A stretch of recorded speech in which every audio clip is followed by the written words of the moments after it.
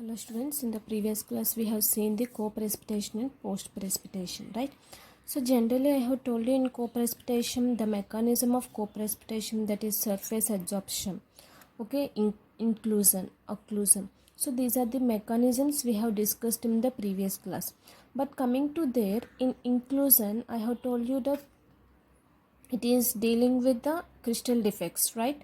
So, and also the surface adsorption. When you take surface adsorption of the mechanism, so what happens there, the impurities is going to adsorb on the precipitate. That one we call it as surface adsorption, we have discussed. But in that surface adsorption we are going to form an colloidal solutions also as a precipitate. So here, basing upon that only, we are going to discuss the coagulation and peptization. So before going to coagulation and peptization, we should know about the colloidal solutions. So what is colloidal solutions?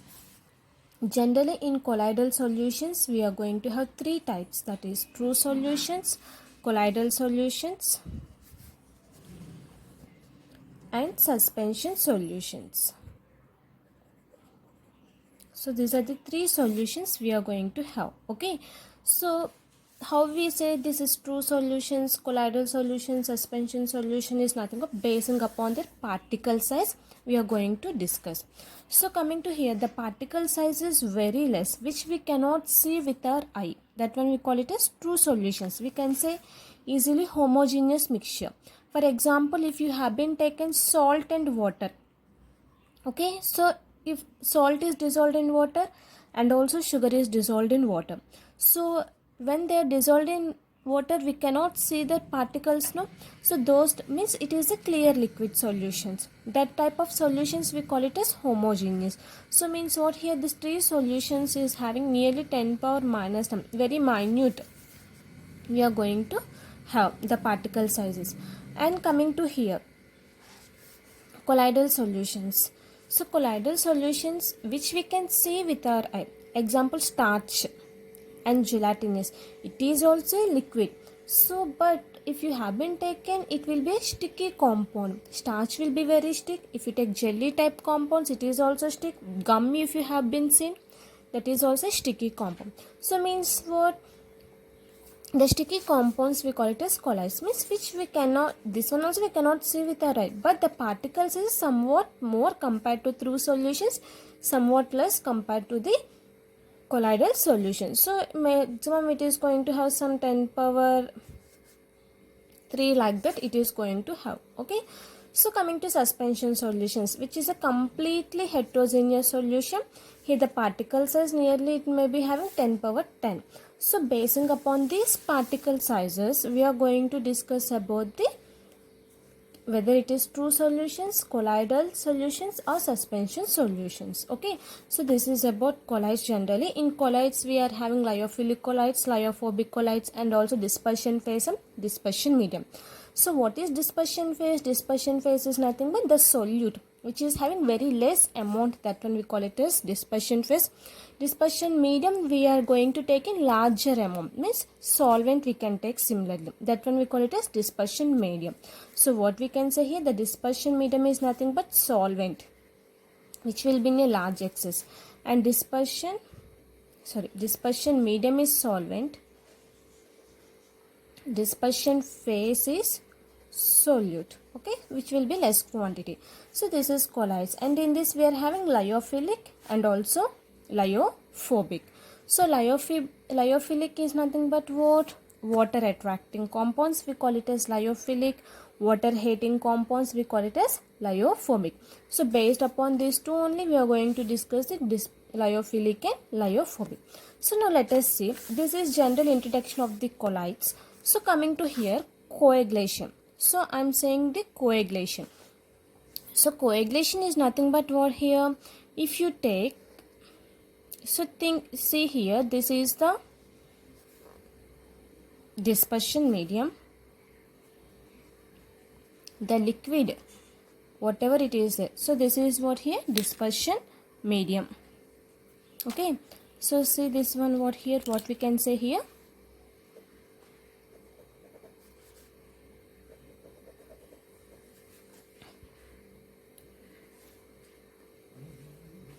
This is nothing but dispersion medium. So here when you add any reagent, so means what, it is forming as a, so whenever it is forming the colloidal particles, it is forming the precipitate. So this is the colloidal particles. So these particles we call it, this is going to settle at the bottom. So this one we call it as what here, colloidal particles, or we can say dispersion particles, which is a solid. This one will be what here, liquid. Okay, so now what happens, this colloidal particles is going to settle at the bottom.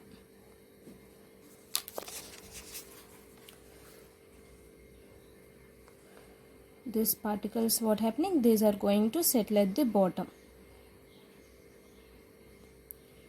So means we can see with our eye. So this one we call it as precipitate. Okay, the colloidal particles, the dispersion particles is going to settle at the bottom. So if you have been observed here, the coagulation is nothing but here, this is a colloidal state. Of course it is a colloidal state. So the solid particles and also liquid particles, it is there. So here what happening here, the particles are settling at the bottom, which we can see with our eye. So we can see with our eye the particle size is also large. So by this what we can say, it is a suspension. It is forming larger particles. So means what, the process of change of colloidal state to suspension state, we call it as coagulation. Clear? So means it changing into colloidal state to suspension state. That one we call it as what here, coagulation. The process of change of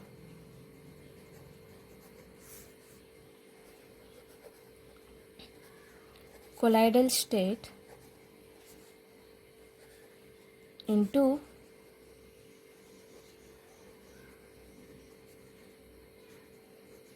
suspension state, we call it as what here, we call it as coagulation. So means what we can say by this, the colloidal particles is very small compared to the suspension particles. So by this we can easily filter that precipitate. No? Why? Because we can see that precipitate, it is, there is a formation of precipitate in that. So here this is also, we call it as flocculation also. So for example, if you have been taken lyophobic colloids, lyophobic colloids is nothing but what, lyophobic colloids is nothing but water hating. Okay, so water hating particles. So lyophobic colloids are stable. Why? Because some electric charge is present on the colloidal particles. Colloidal particles will produce electric charge. For example, you have taken some of the colloidal particles, NaCl is added to the gold solution. You have added NaCl. NaCl is an electrolyte. Okay, so here what happens, the lyophobic colloids are stable, we have told, means it is settling.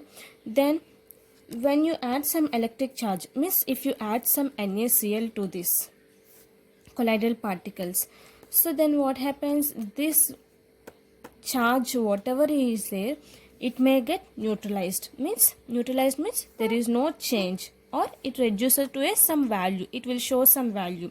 So means the repulsion between the colloidal particle decreases, and also whatever electrolyte if you are adding, that one also will get some value. That one we call it as what here, that solution. Generally colloidal particles we call it as sols. Colloidal particles we call it as what here, sols. So when you add some electrolyte like NaCl, some NaCl is added here. So this is an electrolyte. If you add it to this solution, then what happening here, it generally this coagulated particles whatever it is there, it will be decreasing, the precipitate will decrease, or you can say it will show some values. That one we call it as the solution is precipitated. Okay, so this is about coagulation. Next one we are having peptization. What is the next one? Peptization. So peptization is nothing but what, reverse of the coagulation. So means what, the process of change of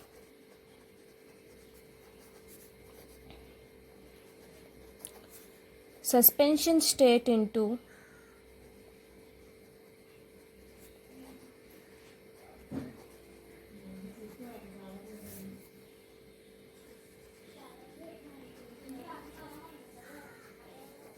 colloidal state, we call it as peptidization. Okay, so means what here? Here the larger particles, whatever it is there, it is going to change into smaller particles. Of course we can filter that precipitate, but even though it is changing into smaller particles, we call it as peptidization. So here we are having dispersion, means mainly the colloidal particles is dealing with the dispersion medium here. Dispersion medium means is nothing but what here? More molecules. Okay, larger quantity means the colloidal solution, by shaking it with a dispersion medium, in presence a small amount of electrolyte. That one we call it as what? Coagulation. That one we call it as peptidization, we are saying. So then coagulation, what we are saying, the colloidal particles will form large sized particles. That one coagulation. But coming to peptidization, we are saying what? It is forming as a smaller particles. And this is the reverse of the coagulation also, we can say. Why? What happening here? It is changing into original state, dispersed state. So when you take the compound, when you add an electrolyte, suppose if you add some NaCl electrolyte, then what happening? Again it is forming as a dispersed state only. Means what here? It is not forming larger particles. It is forming very small particles. So the precipitate, whatever it is forming, it is losing its colloidal state. Means the precipitate is avoided also. When you wash with some any electrolyte, suppose the precipitate is formed here. See here some precipitate is formed. So when you wash with electrolyte, what happens? It will soluble. Okay, so compared to pure water, if you add anything or if you heat it, this one, what happens? The precipitation will not get. So to precipitation, to avoid peptidization, we are adding some of the reagent. Here we have added electrolyte, but we are going to add suitable reagent for this. So this is nothing but peptidization. So these two processes generally used in co-precipitation. So why? Because to easily filter that. So this is about what? Coagulation and peptidization. So next, in the previous class, I have told you steps of the gravimetric analysis. So let us discuss each one by one. So to get the purity of compound, we have seen only co-precipitation and post-precipitation. In that we have discussed coagulation and peptidization. So now let us discuss about each steps. The steps, what are the steps involved in gravimetric analysis? The first one is we are going to get precipitation.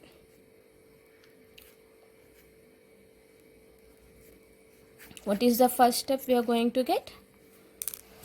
Precipitation. So precipitation is nothing but what here? Generally we are going to take in a beaker.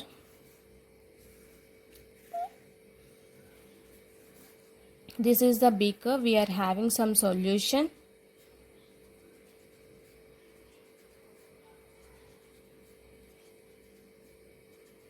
So in this solution, so the precipitate is settling at the bottom, the insoluble salt, we can say.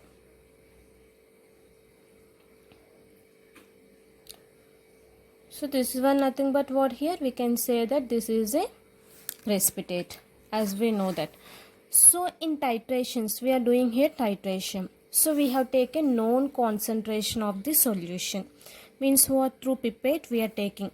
Okay, a known volume of the solution which is containing substance. Means we have taken here what here? Through a pipette we have taken some solution. Okay, so when you have taken some solution, it is a clear. So then the precipitant, means to get the precipitate, we are taking one of the reagent with a continuous stirring. So what happens with the glass rod? With the continuous, so this is the glass rod.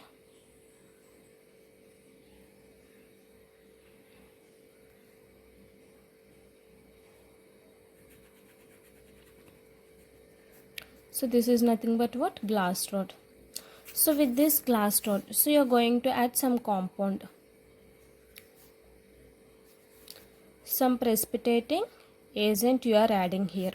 Okay, so then what happening here, when you add precipitating agent drop by drop to this known concentration with a constant stirring with glass door by maintaining some conditions. Okay, so then what happens, we are going to form the precipitate at the bottom, which is settling at the bottom, which we can observe. Okay, so when the precipitate settles at the bottom, the clear liquid is, so whatever liquid we are having, it is tested for complete precipitation. Okay, so it is tested. So if no precipitate is formed, then the process of precipitation is completed. Okay, see here once again I am saying, so here in a beaker, for example, if you have taken some compound H2SO4, I have taken here. Okay, so I have taken H2SO4 solution. So to this H2SO4 solution, I am adding, that is the known concentration. H2SO4, I have known the concentration.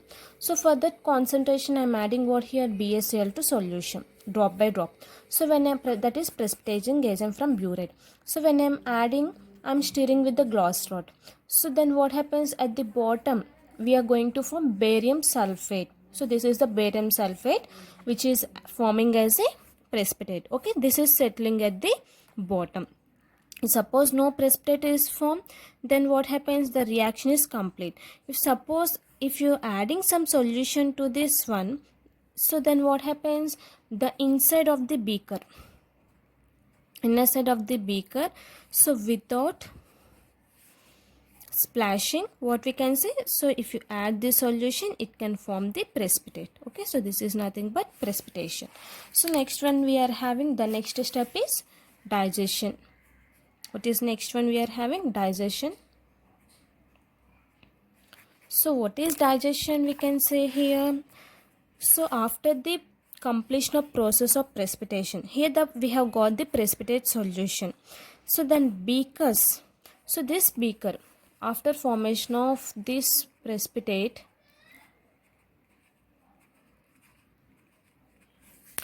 okay, so here already the precipitate is formed. So this beaker is covered. Okay, so this beaker is covered with watch glass. So this beaker, what happens, this one we have covered with some watch glass. So let us take, this is a watch glass, this is a precipitate. So this one is kept in some hot water. Some hot water we have kept, this beaker is kept in hot water. So we have left half an hour. This process we call it as digestion. Okay, so why we have kept in hot water? Why? Because to get the clear precipitate. Okay, to get complete precipitate, we can leave for 12 to 24 hours also to get precipitate. Okay, so this is also digestion. So what we can say, after completing the process of precipitation, the beaker and its contents are covered with watch glass and kept on a hot water bath for about half an hour. This process we call it as what? Digestion, we can say. So during digestion, what happens? The physical state of the precipitate, whatever precipitate we have formed, it changes generally and it settles quickly. If suppose any precipitate is left on the sides of the beaker, whenever you kept in hot water, automatically what happens, the particles, the impurities, whatever present, that all will come and settle at the bottom very quickly. Okay, so then afterwards, whenever the precipitate is coming outwards, we can do easily what here, we can easily filter that compound. So by this, what we can say, during digestion, the precipitate particle size increases here. The size of the precipitate particle size increases, so we can easily filter this precipitate. So this is about nothing, the purity of the precipitate also will give the digestion. Okay, so what is digestion we are saying? After the formation of precipitate, the contents and the watch glass covered with the watch glass and kept in a hot water, so to get the complete precipitate. So half an hour if you have keep it, that one we call it as digestion. So here the particles, the precipitate particles will be what here, the precipitate particles will be larger in size. So whenever it settles, it will be very large. When it is very large, we can easily filter this precipitate to filtration. So this is about digestion. So next one, we are going to get filtration. After getting precipitate, what we have to do? We have to filter this compound. So now let us see what is filtration. So filtration is nothing but what here? So generally the process by which precipitate is separated completely from the mother liquor, we call it as filtration. Mother liquor is nothing but the liquid which is present on the beaker, that one we call it as mother liquor. Okay, so that one we call it as what here? Filtration. What we can say here?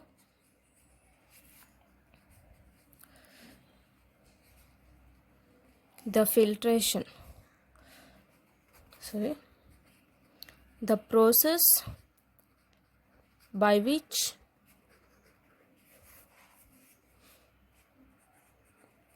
the precipitate is separated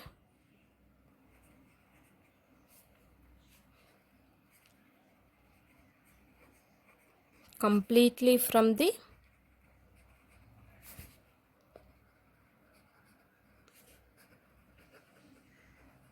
mother liquor, we call it as what here?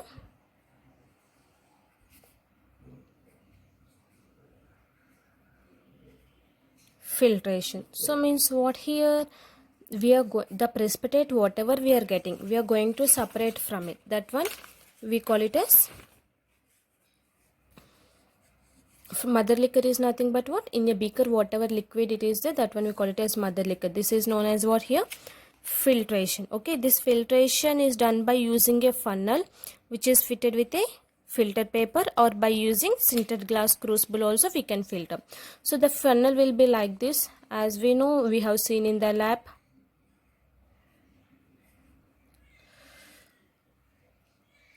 Okay, so this is the funnel we are having. So next, the filter paper, you have to take maximum, the filter paper will be up to 9 centimeters we have to take. This is the first fold, this one will be the second fold. Okay, this one will be second, you have to fold like this. So this is the fold 1, and third fold, what you have to do? The third fold will be like this. This is the third fold, and the fourth fold you are going to get like this.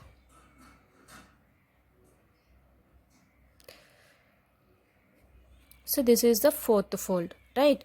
So after folding like this, okay, so then you have to keep it in the, after folding like this, the filter paper is like this, with after folding the this one is kept in what here? Funnel.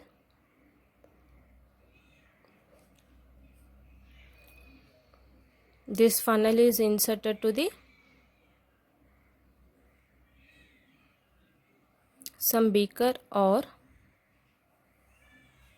conical flask. The mother liquor is coming inside, and the precipitate whatever it is there, it's settling at the filter paper, right? So then what happens in grammatic analysis? We can use specially prepared filter papers, that one we call it as quantitative filter papers, which can be used for filtration. Okay, so generally the filter paper is the ash content. Suppose if there is no acid, you can filter with normal filter papers. If you add some concentrated acids like HCl and H2SO4, then what happens? The filter paper will easily burnt. Yes or no? If you add concentrated acids, what happens? The filter paper easily burnt. So then which type of filter papers we can use for these types? For these types, ashless filter paper we can use. So when you use these filter papers, whenever you add acids also, the filter paper will not be burnt. Okay, so this different sizes we are going to have. We can use Schwarzman filtered paper, whatever we are using commonly. Then what happens, the funnel is to be selected. We have to select the funnel, then it should size the, means after folding this funnel, after folding the filter paper, you have to keep it this funnel. So after that, what happens, the size of the filter paper, if suppose there is a more precipitate, the funnel should be very large. Okay, if suppose there will be very less filter, very less precipitate, then you can use small filter paper also and small funnel also.